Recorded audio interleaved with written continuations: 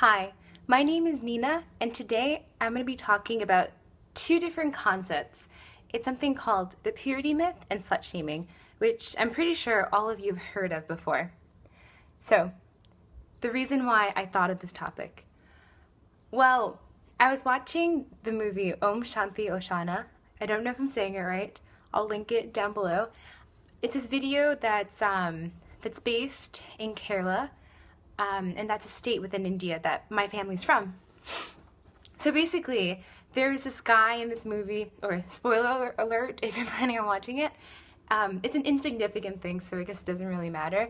But there's a guy in this movie, and he's in charge of the place where everyone's supposed to learn, but he lets people go in there and kiss and stuff.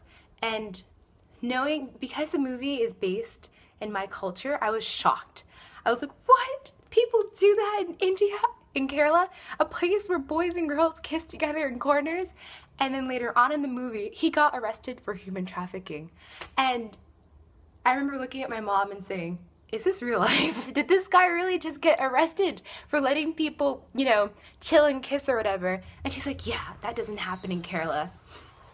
And that kind of sets the scene for what I'm going to be talking to you about today. So for me, I was raised in that culture. Even though I am born and brought up in America, my family or my parents were born and raised in India. So a lot of my values come from that. I was raised in a very conservative home. So I'm also Pentecostal. So basically growing up, I technically didn't do anything. And do anything in the sense of like have a boyfriend, kiss, lose my virginity, did not do that. Still have not done that. And it's somewhat normal within the context of my church community, I think.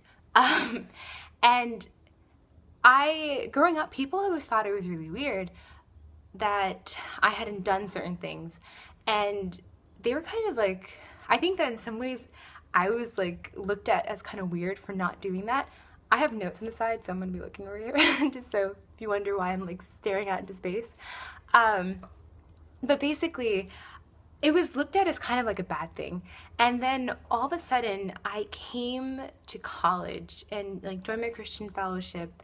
And for reasons I don't understand, or like I didn't understand originally, people thought it was cool that I had not done those things.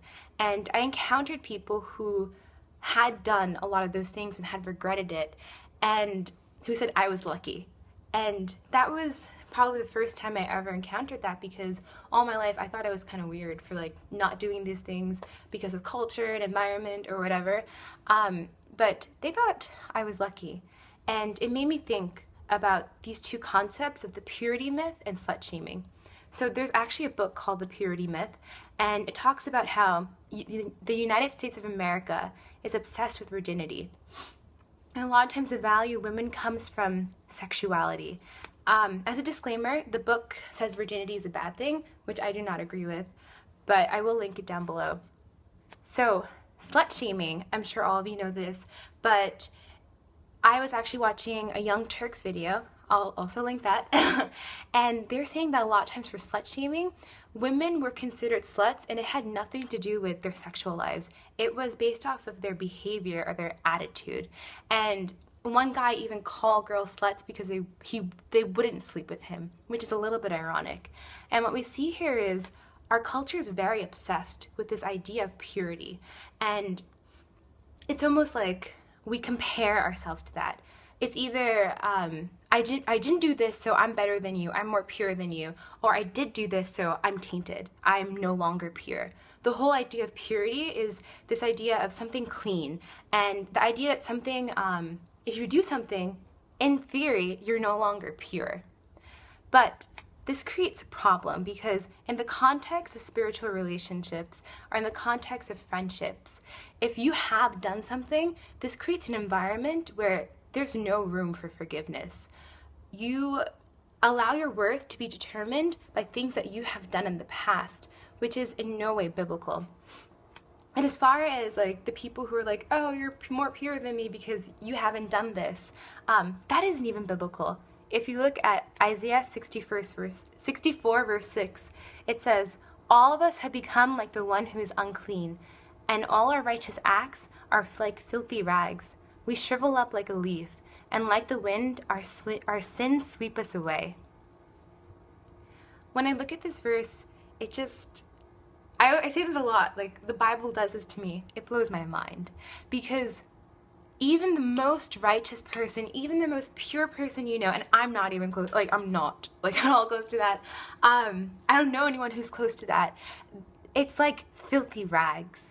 And this puts into perspective the idea that purity is not something that we can attain by our acts, you know? And just because you did something in the past does not mean that you are no longer pure now. I'm one of those people who believe that you could have sex before marriage, recommit yourself to God, and be a virgin. And that does not fit into conventional worldly thinking, but I think it is entirely possible. And the thing about God is that because Jesus died on the cross for our sins, he makes us whole again. We are not bound by the sins that we may have done, and no one comes close to that. So this is reassuring because none of us come close, but the beauty of God is that he loves us in spite of this. He loves us in spite of that, and he washes us clean. So it's not like we're on a yard marker being like, I'm more pure than you, and because I didn't do this and you did that. The minute we come to God and we ask for forgiveness, it's all wiped clean. It's all wiped clean, and his standard is far beyond anything that we can imagine. And I feel like that could be another video in and of itself. Our standards for beauty, our standards for everything compared to the standards that God has. Okay.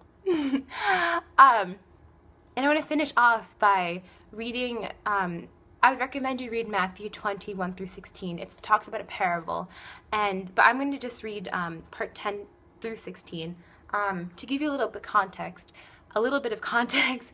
It's basically about all these workers who come to a vineyard, and how some workers come early and some workers come late, but they all get paid the same wage. Now when those hired first came, they thought they would receive more, but each of them also received a denarius, which is like the money for that time. And on receiving it, they grumbled at the master of the house, saying, "These last worked only 1 hour, and you've made them equal to us, who have borne the burden of the day and the scorching heat." But he replied to one of them, "Friend, I am doing you no wrong. Did you not agree with me for a denarius? Take what belongs to you and go. I choose to give to the last worker what I give to you. Am I not allowed to do what I choose with what belongs to me, or do you begrudge my generosity? So the last will be first, and the first will be last." And that's just the tip of the iceberg. We serve a God, or you may not serve a God, but I serve a God who, it doesn't matter how long you are, how far you are, it doesn't matter. And it doesn't matter how close you are, everything is wiped free. So our society has ideas about what's pure, who a slut is, whatever, but when you are living in a relationship with God, you're no longer bound to whatever society places on you. Yeah, but that's basically pretty much it. It was a topic that I personally was really passionate about.